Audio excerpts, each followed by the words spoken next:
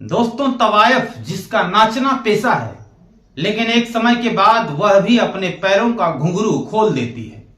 लेकिन ये फिल्म बनाने वाले एक्टर डायरेक्टर ये उनसे भी आगे निकल चुके हैं। ये किसी भी हद तक जाएंगे और किसी भी सूरत में इनको पैसा चाहिए, इनकी फिल्म चलनी चाहिए।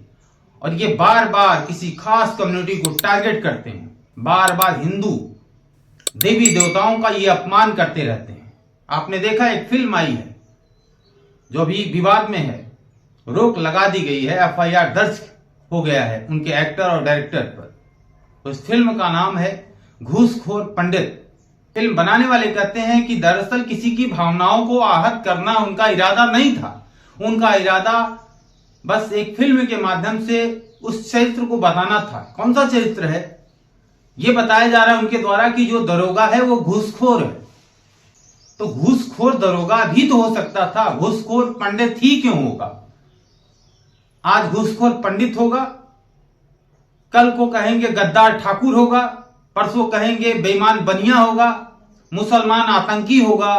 तो इस तरह से जो कम्युनिटी को टारगेट करके जो फिल्म बनाने वाले ये एक्टर हैं और इस तरह की फिल्मों को लाते हैं, फिल्मों में भी राजनीति पैदा करते हैं, ये बहुत ही खतरनाक है। इससे सामाजिक सौहार्द बिगड़ता है।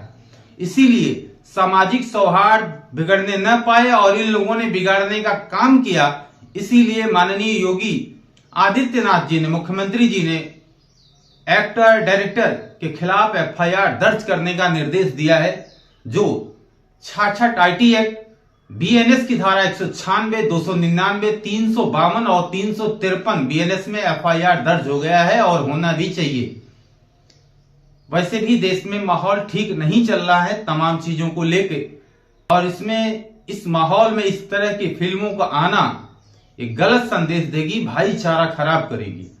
बार बार ऐसा ही क्यों होता है कि हिंदू के देवी देवताओं और किसी खास कम्युनिटी को टारगेट करके कोई फिल्म बनाई जाती है? आपने देखा होगा गुनाहों का देवता, गुनाहों का और कोई क्यों नहीं होता, देवता ही क्यों होता है?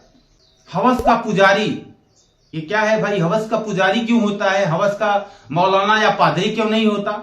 मैं ये नहीं कहता हूं कि मौलाना और पादरी होना चाहिए, कोई नहीं होना चाहिए, लेकिन बार बार एक खास धर्म के लोगों को ही टारगेट क्यों किया जाता है? आपने देखा होगा पीके, फिल्म पीके में शंकर भगवान को वॉशरूम में छिपते हुए दिखाया गया था। आपने देखा सेक्सी दुर्गा कहा गया। आपने ये भी देखा कि काली माता को सिगरेट पीना दिखाया गया। ये केवल हिंदू देवी देवता ही इसके शिकार होते हैं और वही उनके टारगेट पे होते हैं, और ये जानबूझकर करते हैं कि उनकी फिल्मों को लोग देखें, विवादित हो, देखें। फिर से धन्यवाद देता हूं कि योगी जी ने इसको संज्ञान लिया और इस पे एफआईआर दर्ज करवाया। कठोर कार्रवाई होनी चाहिए ताकि भविष्य में और भी लोग इस तरह की टाइटल, इस तरह की फिल्मों में चरित्र जो डालते हैं वो सोच समझकर डालें। फिल्म बनाने वाले कहते हैं कि हमारी ये कोशिश नहीं थी कि किसी की भावना को आहत पहुंचाया जाए। हम तो पहले ही डिस्क्लेमर में दे देते हैं कि कहानी की सच्चाई पर आधारित है ये कहानी, लेकिन इसके पात्र काल्पनिक हैं।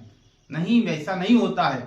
समाज में जैसी फिल्में बन के आती हैं, लोग वैसा व्यवहार करने लगते हैं, बदल जाता है व्यवहार, भाईचारा खराब होता है, लोगों के जहन में आता है, उनके सबकॉन्शियस माइंड में वो चीजें स्टोर होती हैं।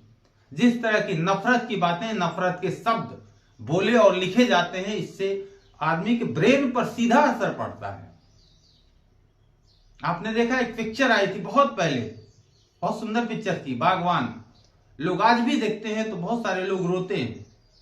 पहले की फिल्मों में भाई भाई का प्रेम था, उसमें माता का, पुत्र का, पिता का और एक गरीबी का, अमीरी का, इस तरह का चित्र, इस तरह की पिक्चरें, एक तरह का जो कहानियां होती थी। लेकिन आज की जो फिल्में हैं, आप देख रहे हैं कि घूसखोर पंडित, कभी कहेंगे बेईमान बनिया, इस तरह की पिक्चरों को लाके कौन सा मैसेज देना चाहते हैं?